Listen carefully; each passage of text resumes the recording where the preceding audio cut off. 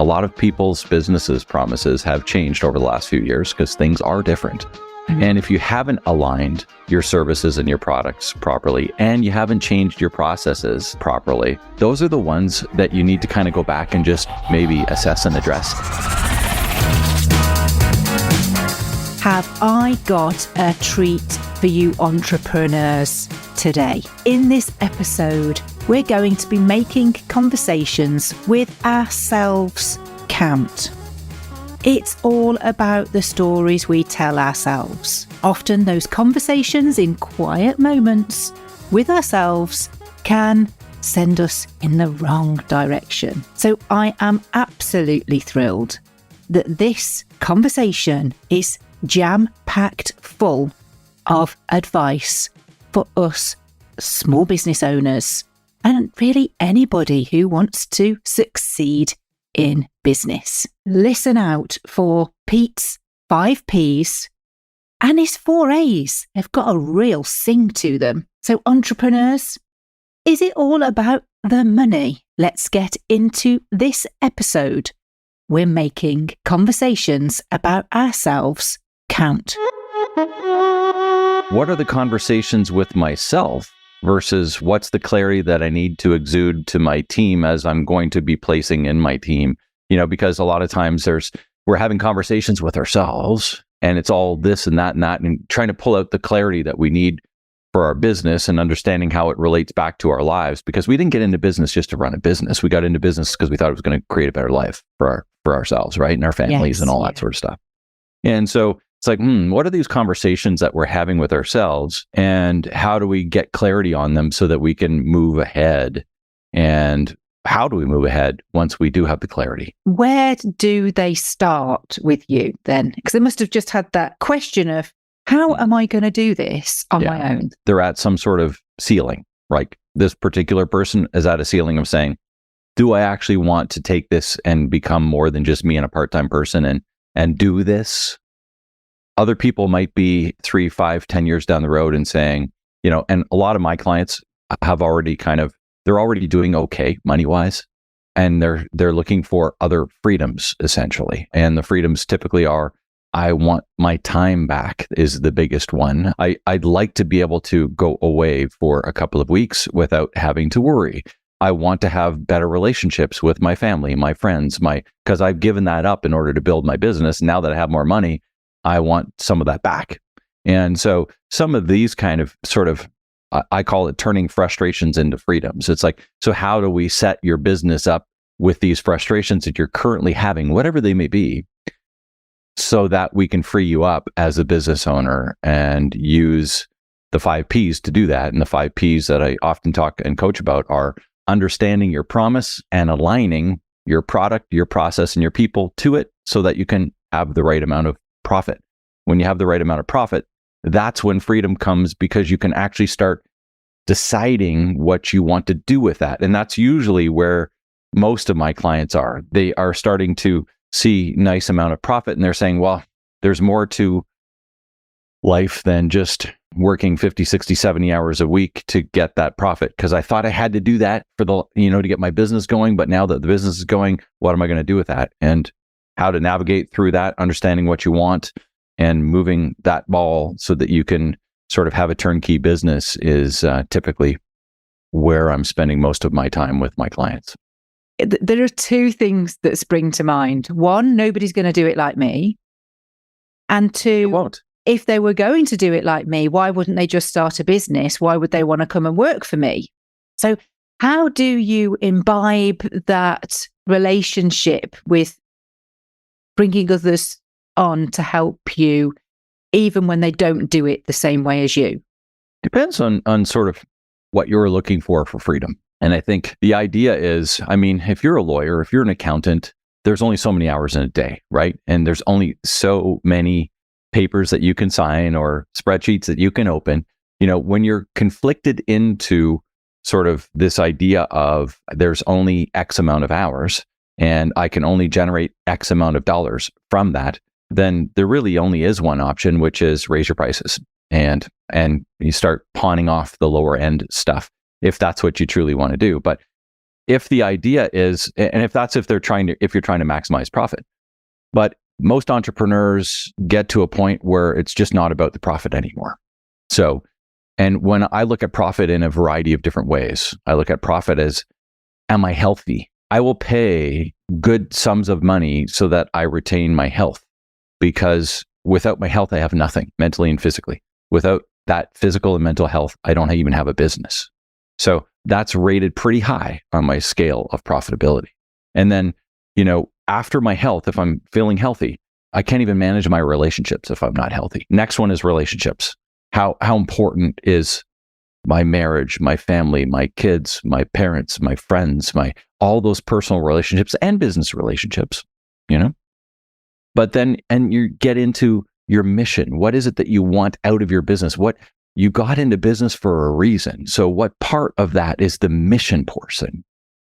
And then you're looking at all these different things around, your health, your wealth, all of those things as part of the profit equation. But, that's the kind of stuff, and full clarity and understanding of that kind of thing is where we take it. And a lot of people have sort of lost sight of that, and have lost sight of sort of some of the reasons because they've just been so focused. And we get habitualized into doing things. Everybody does.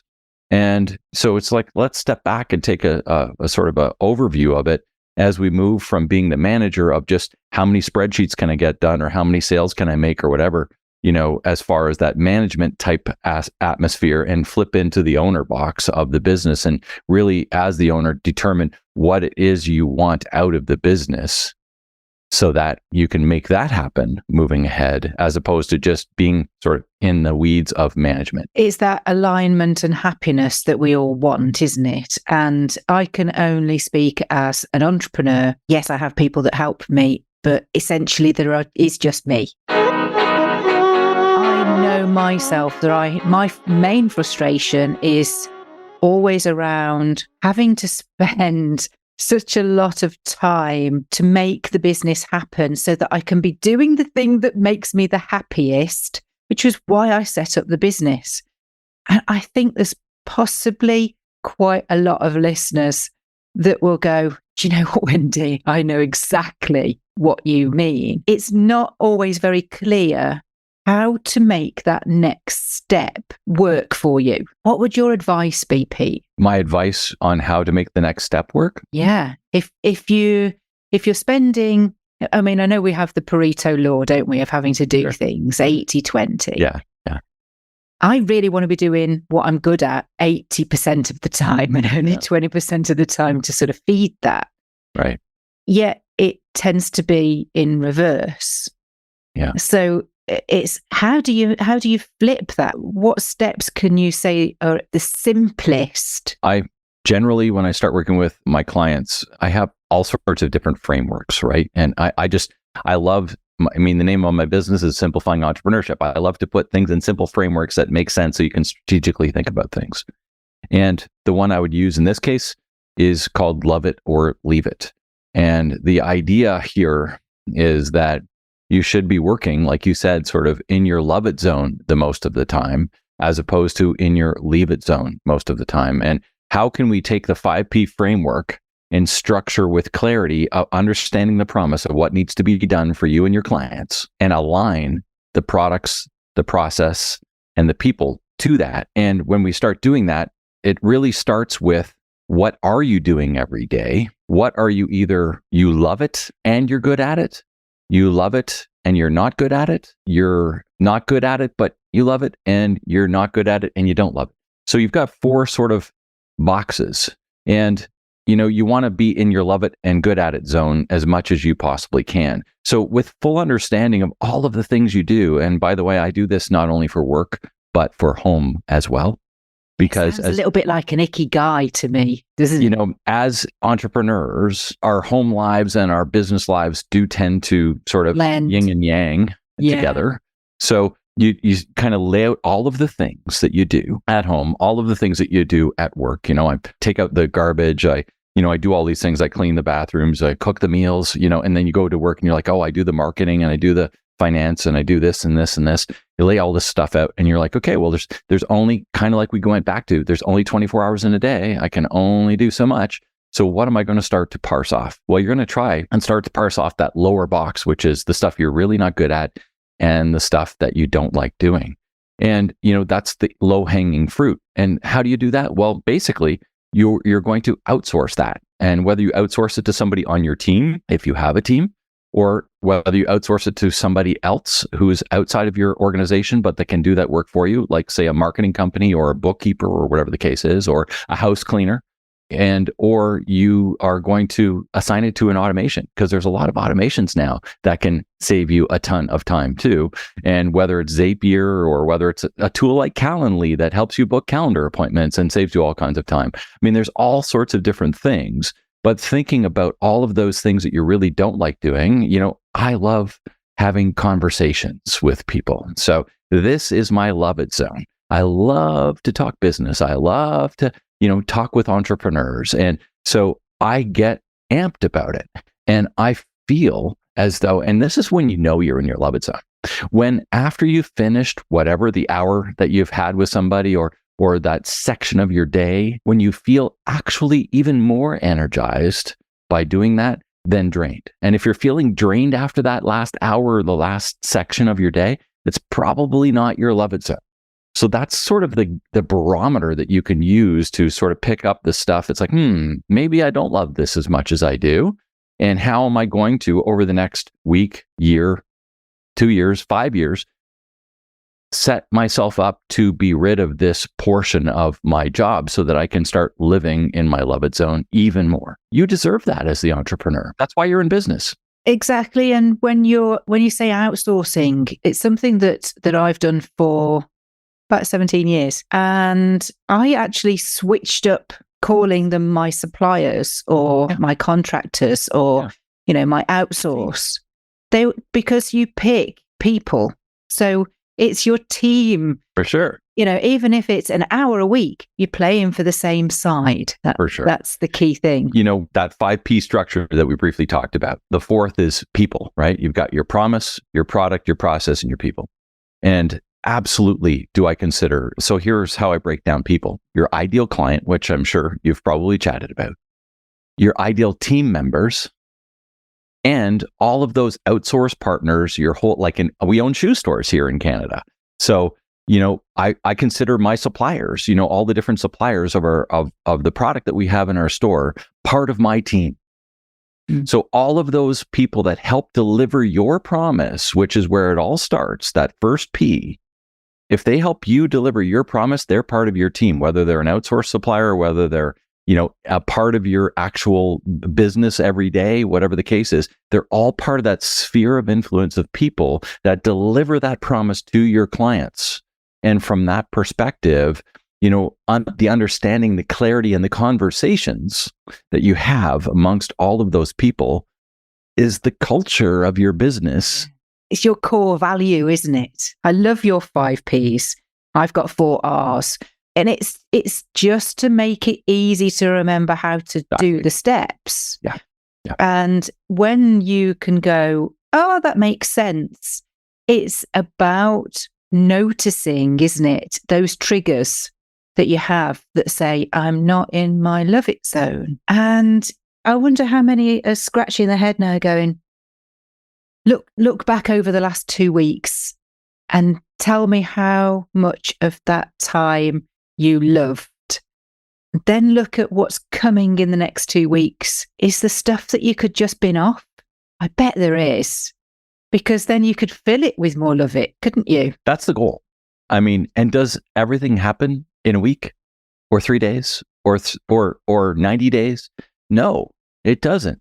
But if you don't start these things and you don't give them some ample thought and you don't actually start planning around how to align this stuff, you're just going to continue on like you're continuing on. And I think that's unfortunate for a lot of people because, winding back, I always like to wind back to when you bought your business or when you started your business or all of those kind of things. You kind of wind back to that and you're like, why did you do that? Why didn't you just go to work for somebody else? Well, the reason is because you had certain freedoms in your head and mind that business ownership could do for you. And if you're not experiencing those, then there's some work to do. And there's some of this setup that you need to do. And you need to have some crucial conversations. And you need, not only with your team, but with yourself. It's this idea of what is it you truly want so that we build the business, because you shouldn't be there to have to prop up your business every minute of the day. The business should be designed and structured so that it's propping up you most of the time. And do I get mired, and drawn back into my shoe stores? Yeah, I was on the floor yesterday, working in our shoe stores yesterday because, 3 levels down from me, I'm three sort of levels away from when I have to work the floor. But circumstances happen. People are on vacation. People are sick. Things happen. And as a business owner, you should be available to inject wherever needed. That's your job. But if you're always the person that has to open the door and close the door and make every decision, then that's a problem. We've talked about promise. Yeah. We've touched on, everybody's products and services are going to be different. And as individuals, we know what those things are and how they can help people. And we've touched on people a little. Processes. I love processes. I can geek out on processes, and only recently discovered Zapier if I could only get it to do what I want it to. Well, you need to outsource that to get get somebody else who understands and they can do it for you. Yeah. What processes, are there sort of a handful of processes that you could say quickly, here's what you need to be doing in this area, or this area that would really free up your time or help you be able to see the wood from the trees? Well, I've got another little framework. You and I both like our R's and C's and P's and stuff like that. I've got another one for accountability, and it's called the 4 A's. Assess it, address it, align it, and assign it. Assess it, address it, align it, and assign it. And when you think of process, whatever that process is, doesn't matter. Like I'll use our shoe stores, for example. Receiving would be a process. How do we receive? It's FedEx drops it off at the door. Then what? Well, we have to assess what happens. Where is it now and where does it need to go? We have to address it in the case of saying, okay, well, does that align with all of the different things that we have in place? Where's it going to go? All of that other stuff. We have to align it. And how does that fit into the alignment of the accountability chart that we have? In other words, who's going to do it? And then we have to assign it to that person who's going to take the box, receive it, price it, put it out, all that other stuff. So, when you're thinking of any process, assess it basically means, is it the right process? Address it means, if it isn't the right process, how does it need to change?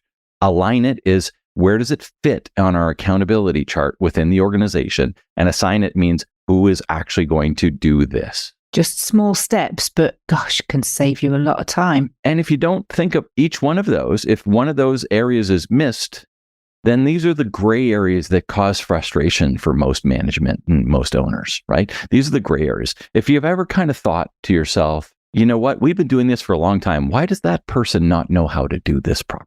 Yeah. It's probably to show them. Your process is wrong. Yes. Yeah. It's interesting, isn't it, that it doesn't matter how you boil it down. There are steps. We take a lot of it for granted, don't we, Pete? That's the problem. Whenever we're kind of doing these sort of things, it's like, let's get at what these different sheets and just map it out a little bit. And I don't do it for small things. I just do it kind of in my head. But if it's a little bit of a bigger one, it's like, let's get out this framework, run it through, get our strategic thinking in line. And that way we can move ahead, because it takes 5 minutes, depending on the sheet, or 25 minutes, or if it's a bigger project, maybe an hour to really strategically map out something so that we can actually assess it, address it, align it, and assign it. And then I can be free of it, right? As the leader of the business, I can be like, okay, we've assessed it, we've talked about it, we've addressed it, which means we need to make all those changes. We've aligned it into where it fits. Does it still align into our accountability chart? Does it align into the promise? Is it still delivering the promise? This process, does it even need to be here anymore? Right? Mm. And then we say, okay, all of these things work. This is the new procedure in place. Who owns it? Right? And when I transfer ownership, and accountability piece, isn't it? Yeah. Are they account-able, which is accountability, right? Do they have everything they need, and are they able to make the decision without me? I'll flip it back to my shoe stores again. If somebody comes back because they, I don't know, a heel broke off a pair of shoes after the second time they wore it, well, that's an obvious return, right? So they come through the door unhappy with this fact that their heel broke off. So what's the process there? If that person doesn't get sort of an immediate response to their questions and be happily dealt with at that time, and you need to bring in 5 other people to deal with this thing because your accountability's 5 levels up in order to get this person's pair of shoes either returned or their money returned back to them to make them happy and give them what we call at Shootopia, that feel good or look good and feel fantastic feeling, then we haven't served the client right. And that's my duty as the owner of the business, to make sure that that person can be dealt with the proper procedures and the proper process. And that's that people too.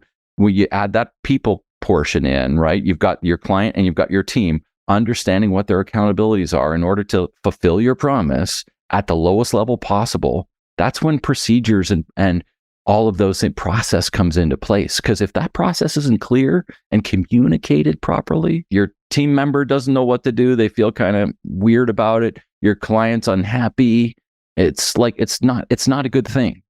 You've also got that emotional element, right, haven't you? Because when you're unhappy, you're looking for a reason to be even more unhappy, aren't you? Really? Because you're going to see what you can get out of this situation. Yeah. Because I shouldn't be here in the first place. So yeah, it then does come down to a lot of allowing people the knowledge in terms of what do you do when somebody's unhappy and maybe they're raising their voice, or they're having a tantrum in the shop, or whatever it is, that you can remain calm and pleasant. That's also a very, very difficult thing to imbue in the inexperienced. So if you've got Saturday staff, that would be, my first worry or concern would be, would they know what to do with it? They probably won't their first time, and that's okay. Yeah. But the idea is that if it's a Saturday person, through X amount of Saturdays, that they'll have seen and witnessed and read and understand the process to the point where they can take it over, because nobody's going to know everything right off the bat. But if you don't have it laid out with process and you don't have accountabilities laid out, then they're always going to come to you, or they're always going to come to the manager, or they're always going to come to somebody else to help make that decision. And that's a stopping point for a lot of your clients, and an unhappy point for a lot of their clients, because they just want to be dealt with. And it doesn't matter whether it's a shoe return, or whether it's a leaky roof, or whether it's your car repair, or what. It doesn't matter. Everybody in any of their businesses, you always have times where things don't go maybe the way they should. So one of the processes is, how do you do that? And communication of that through the leadership of the organization is really important. And that's just one example. I mean, how do you do your book work? How do you hire and fire? How do you do your marketing? How do you, all of these things need process. And depending on the level of process that's needing, some of it's very detailed process. If it's a manufacturing sort of, it needs to be done in a very specific way. And others a little bit more open process with the understanding of the promise.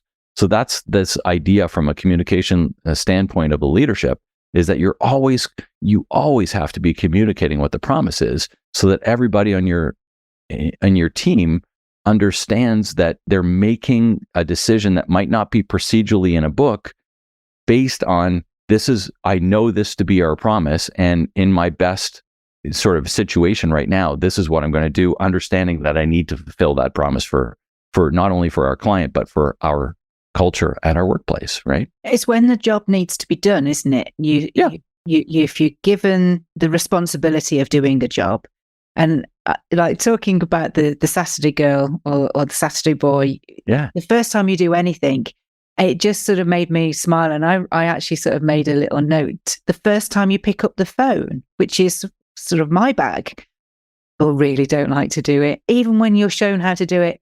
And it's like anything, it's muscle memory, isn't it? You have to do it over and over and over, and things get easier. And you can only liken it to the things that you have learned as a child growing up into adulthood, that athletes We're not born doing, 0 to 10 seconds, 100 meters, from the cradle. So, we have to kind of remind ourselves that we're not sort of superhuman as well. And I'm glad we're not. I would make for a different kind of environment, wouldn't it? Definitely. Yes. I know one of my coaches along the way, his name is Dan Sullivan from Strategic Coach. And Dan just recently wrote one of his small books, and I think it's called "We Are Not Computers." And it's a good thing that we're not, Yes. I've got a little book that my eldest daughter bought my husband. It's on my shelf, and it's 101 things to do when you're not on your phone. There you go. And it's a similar sort of thing, isn't it? Is that we can get lost and in a trap and a maze of the trappings that we set ourselves up with. And I think that's the same in business, isn't it? Is that, I've certainly recently, having moved house, shed an awful lot of layers personally. And then setting up my office again, there was lots of stuff that I really didn't need, so the trappings. And then you want to get into a rhythm of something, and you find yourself going, why am I doing this when I could be doing something else? So it's always good and pertinent, no matter where you are and at what stage you're at, to strip things back. For sure. And to, like you say, Pete, simplify your entrepreneurship so that you can get back to that. Why am I doing this? Yeah. And I think we did sort of skip over that product side of things, that P, but you should be doing that with your products and services too. When you said you're cleaning house a little bit, well, sometimes, especially you've been in business for a while, sometimes the legacy products that you just have because you have them and it's always been the way are actually need to depart. Yes. They need to leave. And, a lot of business owners are hesitant on doing that, but a lot of times some of the legacy stuff tends to hold you back from moving ahead in the direction that you need to go. And so whether you're recrafting your promise a little bit, tweaking your promise a little bit, sometimes we need to kind of reset understanding what that promise is. And a lot of people's promises, businesses' promises have changed over the last few years because things are different. Mm-hmm. And if you haven't aligned your services and your products properly, and you haven't changed your processes properly, those are the ones that you need to kind of go back and just maybe assess and address a little bit, and just kind of review whether or not there's still actually value there, whether your customers actually value them, whether they actually want them. Even sometimes it's like, well, this used to represent 80% of our business. Well, does it still? Will it still? And so those are the kind of things from a leadership perspective, when you're the owner and you're working on your business sometimes and not in it as much, you're kind of looking ahead and saying, is this the future that I see? Or is it the future I want? Right. That too. Yeah. Because wanting what you want is perfectly good. That's why you're in business, right? You don't have to be accountable to somebody else to do their wishes. As the business owner, you can shift and pivot based on your wishes and wants. And that's okay. Choices. That's why we go into being in business, isn't it? Is to be able to make those choices. It could be that you just need to step back and go, actually, I really enjoyed that. That was a change and that was different. And I can see more profit in that, which ultimately would give you, the opportunity to get more people in your team to give you the freedom that you want. So it's all so simple now. It's not, these are frameworks, right? And, I think it all starts with clarity. So is it simple to do all that stuff? No, it's not simple to, but if you can't think about it properly and you can't arrange it into some simple frameworks, then it's even harder. And I think that's the idea of pulling these little pieces apart and saying, how can I take this great big thing and make sensible chunks out of it so that I can begin my journey towards where I want to go? And here's how you create your promise, by the way, whether any of the promises, but it's really a simple 3-step formula. 1, what problem are you solving? 2, how do you do it uniquely versus any of your other competition? And 3, how do you make your client's life better? So when you think of your promise, what problem are you solving? How do you do it uniquely? And how are you making their lives better? Because they won't buy from you. They won't buy your services or goods or any of that sort of stuff unless they can see a better life through that. So how do you arrange everything, all your products, all your services, all your processes, all your people to that? And the more you do that, the more profit you obtain, right? And so when you look at that promise piece, it's really interesting, because we can flip it back into your own life as the entrepreneur, as the business owner. What's the promise to yourself? And take that. And then we're structuring in the same way the products, which may be your business, the process, how you run your business and what you're going to do, and the people, all those people we've talked about, whether they're personal relationships or business relationships, all around to create the life that you want. And the profit of that is the life. It's your life. And that's why you got into business. So to me, that makes everything full circle, is this idea of the fact that as entrepreneurs, as business owners, our lives and our businesses are blended.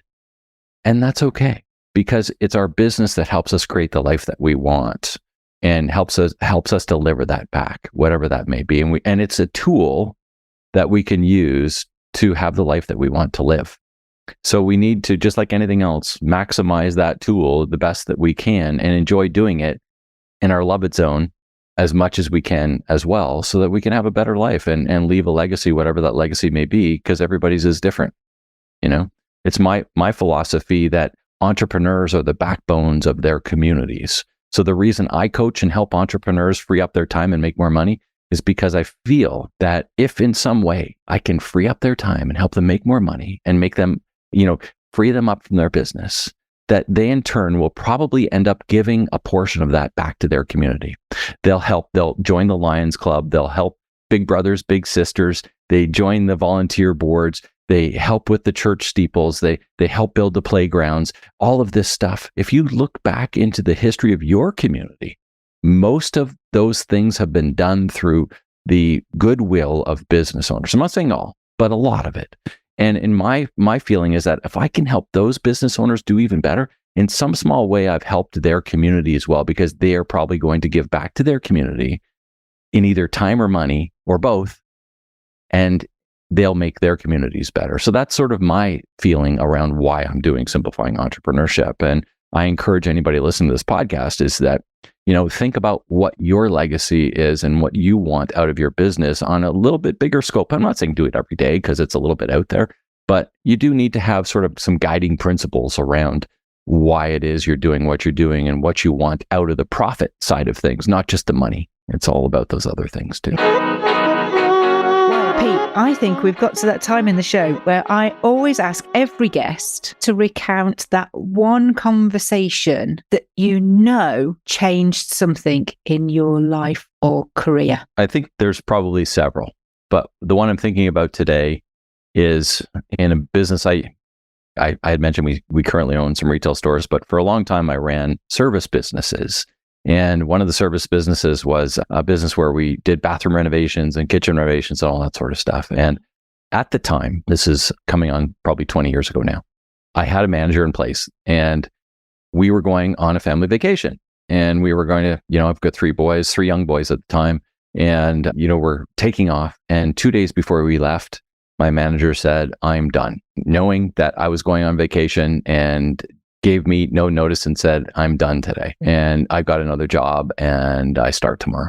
And I'm like, wow, that's big news for somebody that had worked for me for a few years and kind of expecting, a little bit of notice. And we had, I thought, a pretty good relationship and some stuff like that. But it was at that point in time that I determined that I was going to do everything in my power to set myself up with a business that ran itself. And so that I wouldn't have to but I wouldn't have to miss some of those key moments with my family when we, didn't really have that many vacations at that time. It was a young family and all that sort of stuff. It's like, wow, I don't ever want this to happen again. And, I'm not saying that we haven't had hiccups along the way, but it was really sort of an understanding of setting this thing up with accountabilities and cross-training people to be able to take over different things and having all these things set up so that I wasn't going to be always pulled back into every decision. And that's when things really changed for me and really started my journey as to, the next sort of I've been in business now since 1994 in a variety of different businesses for myself.